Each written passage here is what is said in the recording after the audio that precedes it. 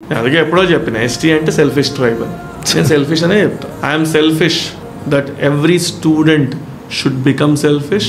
ఎవడి ఫ్యామిలీని వాడు మంచిగా చూసుకుంటే society is a group of families. Very true.